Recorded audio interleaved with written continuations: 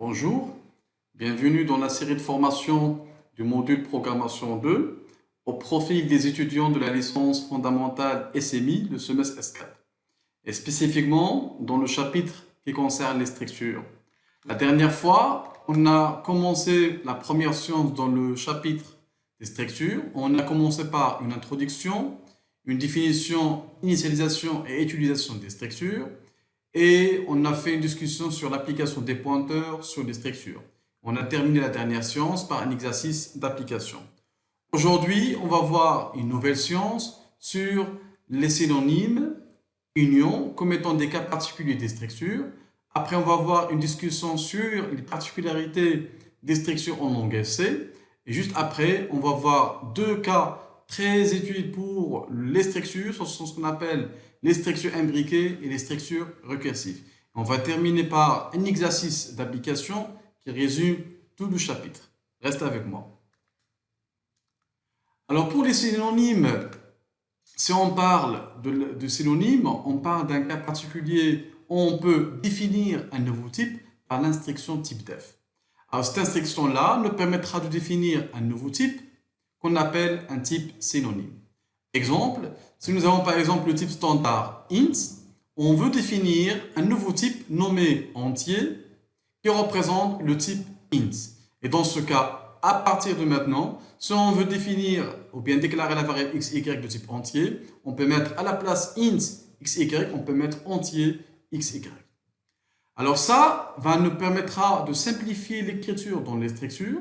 Si on ajoute un type def avant la définition de la structure par l'instruction struct, l'exemple ici struct point, comme on a fait dans la dernière science. Si on met type def struct point et on met ici le nouveau nom qui est point, par exemple ici en majuscule, à partir de maintenant, si on veut définir une nouvelle variable de type point, par exemple ici origine, ou bien P1 ou bien P2, on peut mettre à la place de mettre struct point, on peut mettre juste le nouveau type qui est point en majuscule.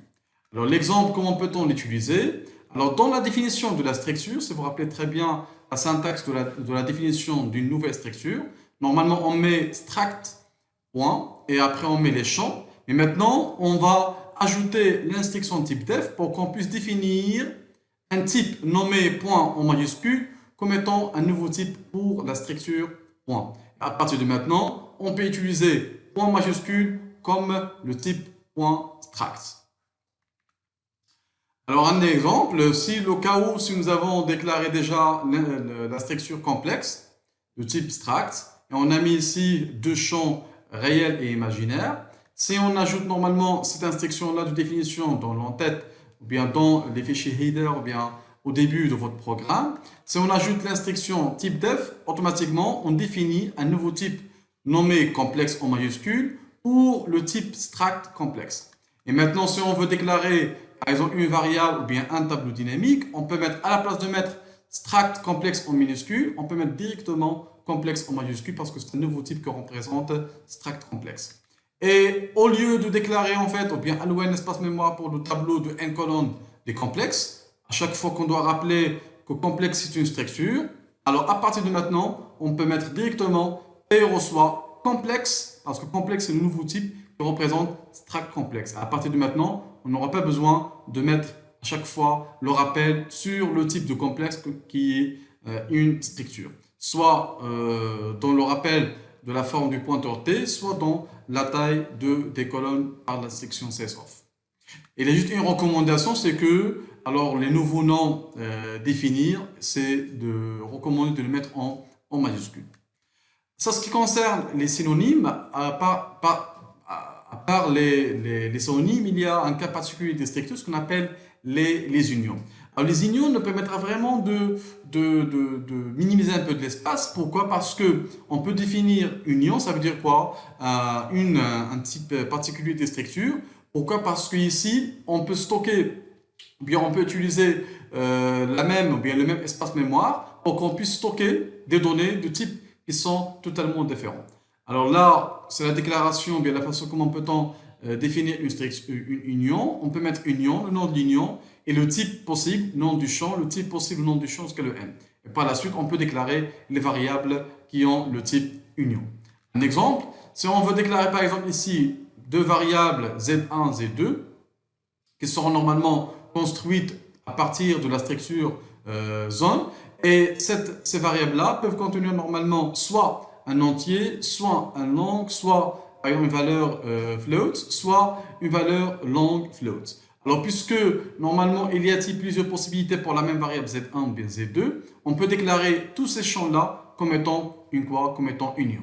On met quoi? On met union. Le nom de l'union, c'est par exemple ici, c'est zone. Ou le zone, c'est une structure qui contiendra plusieurs champs possibles, soit un entier, soit un long, soit un float, soit un double. Et dans ce cas, le Z1 et Z2 est une variable qui est l'union zone, qui peut avoir soit une valeur de type entier, ou bien long, ou bien float, ou bien double float. Alors là, c'est ce qui concerne les éléments normalement de la réservation de la mémoire de l'espace. Automatiquement, la réservation elle se fait en se basant sur la plus grande valeur du champ. Comme l'exemple ici, la plus grande taille des différents champs, c'est le champ, c'est la taille d'un double. C'est pour cela ici, on va réserver un espace mémoire qui est la taille du double pour la déclaration ou bien la réservation en mémoire de la variable Z1 et la variable Z2. Quelques particularités à discuter sur les structures en langue C. On commencera par la possibilité d'affectation et les tests d'égalité et d'inégalité des structures. Alors normalement, si on a en fait deux variables P1 et P2 comme étant des variables structurées, l'exemple ici, P1 et P2 ce sont des personnes, et supposons que P1 contiendra plusieurs valeurs, de même pour P2, alors on peut affecter directement le contenu de la valeur de P2 vers P1. Et sachant que P2 il contiendra plusieurs champs, P2, par exemple, c'est une personne. Personne, il a un nom, il a par exemple un prénom, il a un numéro de téléphone, par exemple une adresse. Une fois on affecte P2 à P1, les valeurs des champs de P2 seront affectées comme étant des valeurs au champ de P1. On n'aura pas besoin d'affecter champ par champ. Par contre, si on veut faire la comparaison entre deux variables structurées, on ne peut pas le faire par un test d'égalité, puis par un test d'inégalité. C'est pour cela, si on veut, pourquoi? Parce que c'est une valeur de A, c'est une valeur composée de plusieurs champs. C'est pour cela que si on veut faire la comparaison entre deux variables structurées, on doit comparer champ par champ. L'exemple ici, si le A et le B ce sont des points, si on veut comparer est-ce que le A égale à B, on doit comparer la valeur de X comme étant un champ de A, est-ce qu'elle est égale à la valeur de X du champ B, et de même pour Y pour la variable A et le Y comme étant un champ pour la variable structurée B. Ça, ce qui concerne la première particularité des structures non gacées, mais par contre, on peut utiliser les structures sous forme des paramètres ou bien sous forme des valeurs à retourner dans des fonctions. C'est pour cela ici, une structure elle peut être servie par la suite comme étant une variable, soit comme étant un paramètre, soit passé par adresse ou bien par valeur, ou bien comme étant un résultat qui sera retourné. Un exemple, là c'est la variable, c'est la fonction pardon, somme, qui contiendra comme paramètre deux arguments, Z1 et Z2 sont deux valeurs de type complexe. Et elle va retourner une valeur de type complexe. La valeur complexe qui est déclarée comme étant une variable locale, c'est la variable Z, qui contiendra par la suite deux champs réels, c'est la somme des deux valeurs réelles, et l'imaginaire, c'est la somme des deux valeurs, champs imaginaires de Z1 et Z2. Et par la suite, on va retourner le Z. Là, on ne retourne pas juste une seule valeur, mais on retourne une variable Z qui contiendra plusieurs valeurs. Dans ce cas-là, il contiendra deux valeurs. La valeur Z de la partie réelle et la partie imaginaire de la variable Z. Et dans l'appel de la fonction, alors si on déclare là, par exemple, dans la fonction main, trois variables C, C1, C2 qui sont initialisées par 3 et 4 pour le champ réel imaginaire, 1, 2 pour le champ réel imaginaire. Automatiquement, si on fait l'appel à la fonction somme, on entre comme paramètre les deux variables d'entrée C1 et C2, on aura comme résultat une variable C qui contiendra normalement 4 comme valeur de la partie réelle, c'est la partie réelle de C1 plus la partie réelle de C2, et 6 comme une partie imaginaire, c'est la somme de la partie imaginaire de C1 plus la valeur imaginaire de la variable C2. Et dans ce cas, on peut utiliser les structures comme étant des variables pour les fonctions, soit comme étant des paramètres entrés par adresse par valeur, soit comme étant une valeur à retourner avec un type dédié complexe.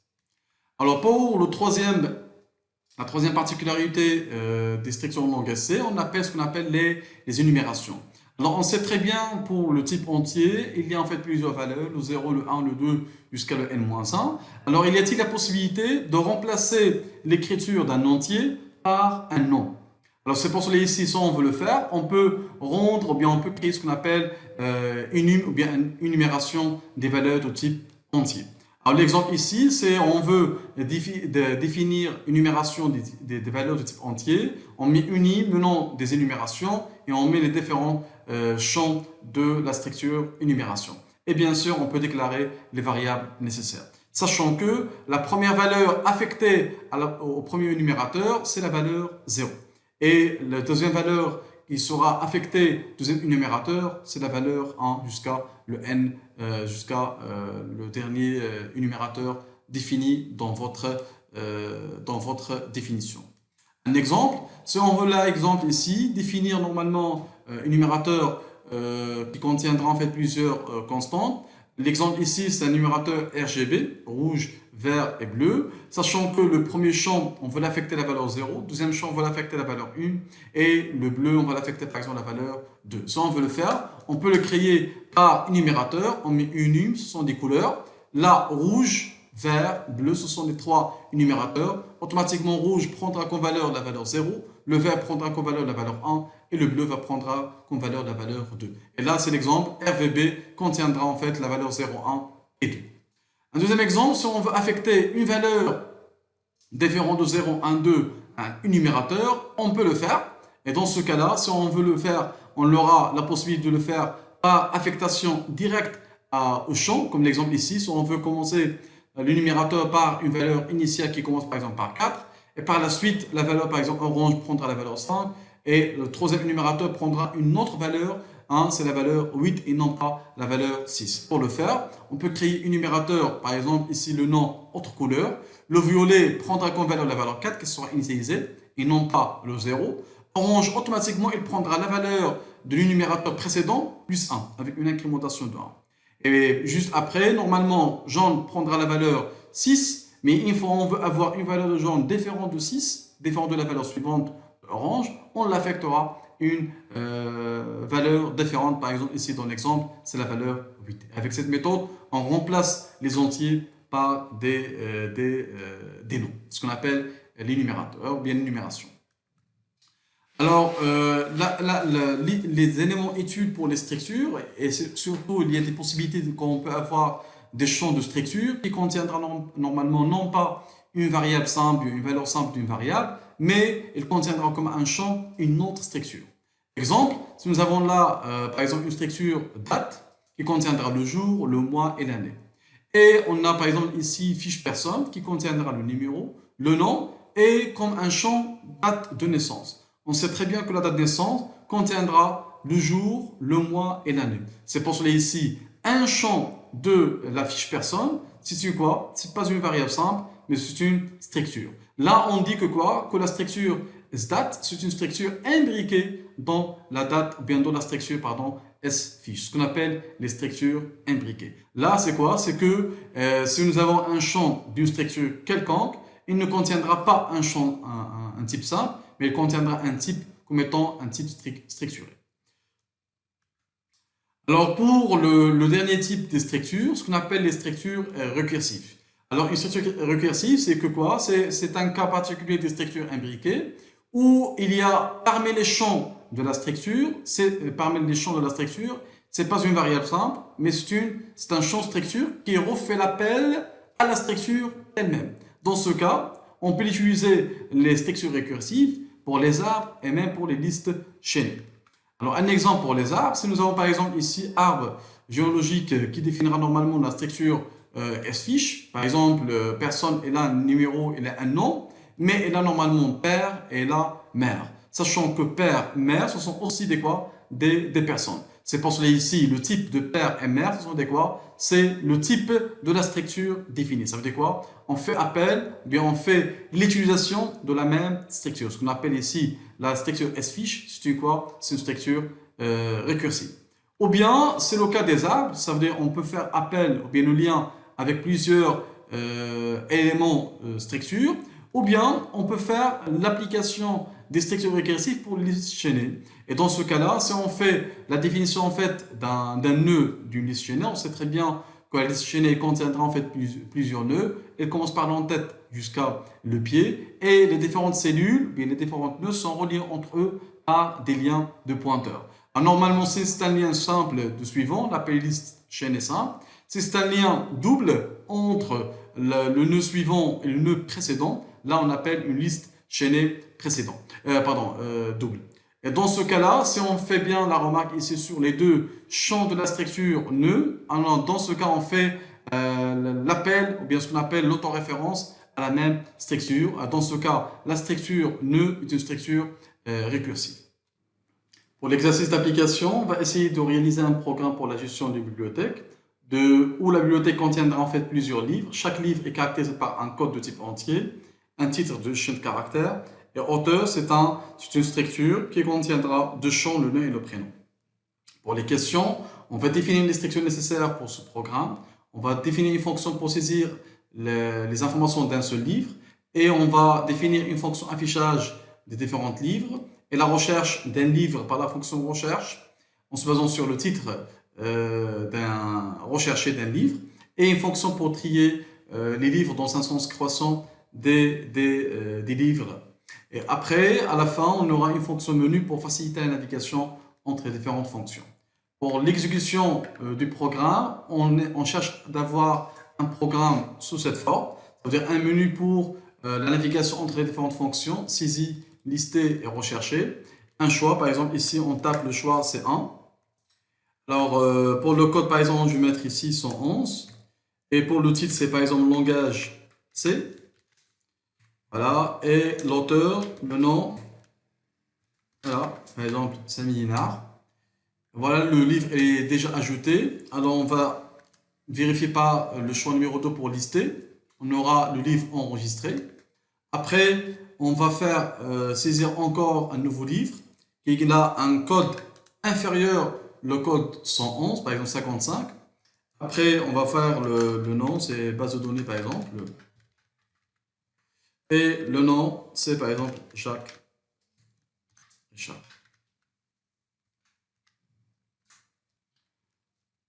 Okay. Voilà. Pour vérifier, voilà le deux livres et voilà le tri. Remarquez là, les livres sont triés dans un sens croissant du code. C'est l'appel de la fonction trier. Et maintenant, on va faire la recherche d'un livre en se basant sur le titre. Par exemple, là, je fais langage C. Voilà, s'il existe, il va afficher le détail du livre. Sinon, s'il n'existe pas, par exemple ici, Java, il va avoir une erreur ou bien un message d'erreur qui sera affiché quand le livre recherché n'existe pas. Et 0 pour quitter. Maintenant, le code source de votre programme. Alors, pour le programme, on va inclure les bibliothèques particulières, c'est les bibliothèques .h. Pour les fonctions système, la fonction pour effacer l'écran, clear screen, et la fonction pause. Pour la première question, on va définir deux structures. La structure auteur qui a deux chaînes, le nom et le prénom. Et la structure livre qui a trois champs, le code, le titre et un champ hôte comme étant un type auteur. Et dans ce cas, la structure auteur est imbriquée dans la structure livre. Pour les fonctions, on a les prototypes de fonctions, c'est la fonction menu, la fonction saisie, la fonction affichage, la fonction tri et permuter. Et les trois questions pour la question qui concerne la recherche, la fonction longueur du chaîne, comparée du chaîne de caractères et la fonction recherchée. Pour la fonction main, alors dans laquelle on va essayer de déclarer juste un pointeur sur un livre qui pointe au début sur la valeur nulle et la dimension bien sûr au début égale à 0. Et on va faire appel à la fonction menu en entrant comme paramètre le pointeur sur la bibliothèque et la valeur adresse n, c'est-à-dire le passage par adresse de la dimension.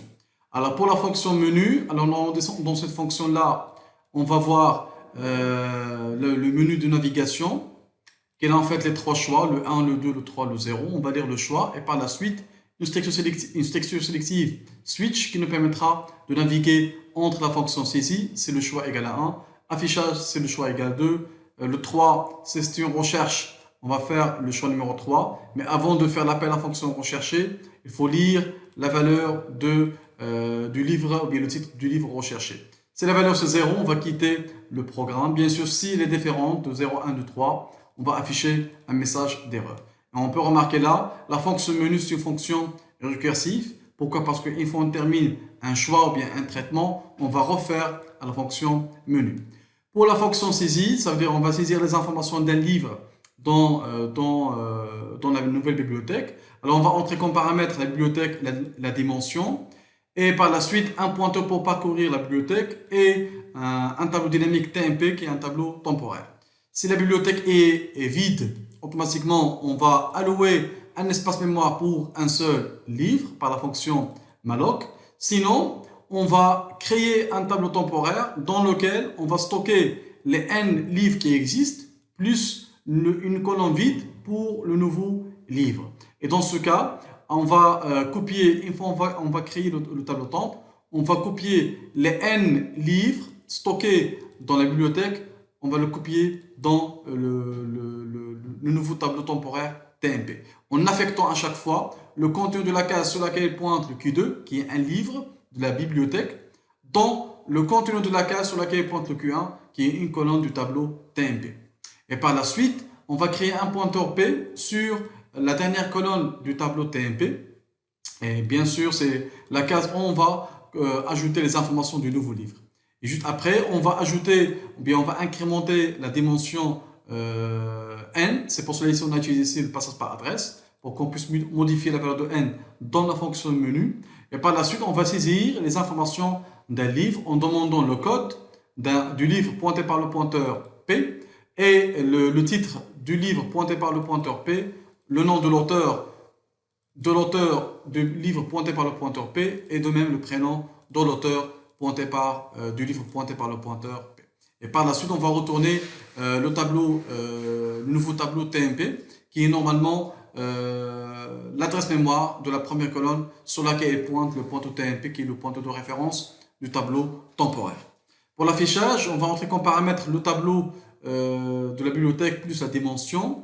On va effacer l'écran, c'est la fonction systemcls. Et après, si la bibliothèque est vide, n égale à 0, sinon, on va parcourir la bibliothèque, mais avant de faire l'affichage, on va faire le tri, on va trier la bibliothèque ou bien les livres dans un sens croissant des codes. Et par la suite, on va parcourir le premier bouquin jusqu'à le dernier en affichant le code, le titre, le nom de l'auteur, le prénom de l'auteur du livre pointé par le pointeur P. Pour le tri, c'est la besoin du tableau et la dimension, deux pointeurs de parcours, le P et le Q, qui pointent P sur le pointeur de référence, la première colonne, et le Q, c'est le pointeur suivant de P. À chaque fois que je trouve un code du livre pointé par P est supérieur au code du livre suivant, automatiquement je fais appel à la fonction permute en passant l'adresse mémoire de la case sur laquelle pointe le P, l'adresse mémoire de la case sur laquelle pointe le Q, c'est le passage par adresse, et on fait la permutation par une permutation à travers la variable auxiliaire TMP.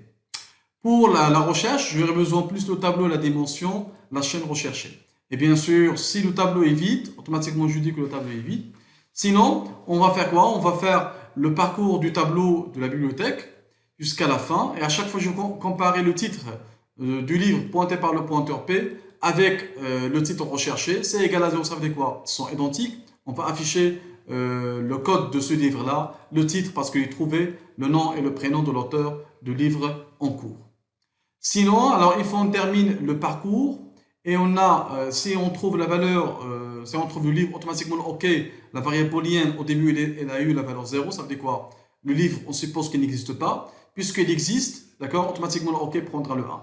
Mais si le ok, une fois on termine le traitement, et ok toujours elle reste égale à 0, ça veut dire quoi? Que le livre recherché n'existe pas. Pour la comparaison, c'est une fonction simple pour comparer deux chaînes de caractères. On va tester d'abord si les longueurs des deux chaînes de caractères sont différentes. Je retourne moins 1 directement. Sinon, ça veut dire quoi? Elles ont la même longueur. Je vais parcourir CH1, parcourir CH2 jusqu'à la fin. À chaque fois, je trouve un seul caractère qui est différent de la chaîne P1 avec un caractère de la même position dans la chaîne CH2. Si elles sont différentes, je retourne aussi moins 1. Si on n'a pas retourné moins 1 dans le cas de test de longueur ou bien dans le test de comparaison entre les caractères des deux chaînes, automatiquement je peux retourner 0, ça veut dire quoi? Que la chaîne CH1 égale à la chaîne CH2. Et une fonction pour calculer la longueur de la chaîne qui retourne P-CH, c'est l'indice de la dernière colonne de la chaîne CH qui contiendra l'antislace 0. Et on sait très bien que l'indice de la case dans laquelle on a l'antislace 0, c'est la longueur de la chaîne.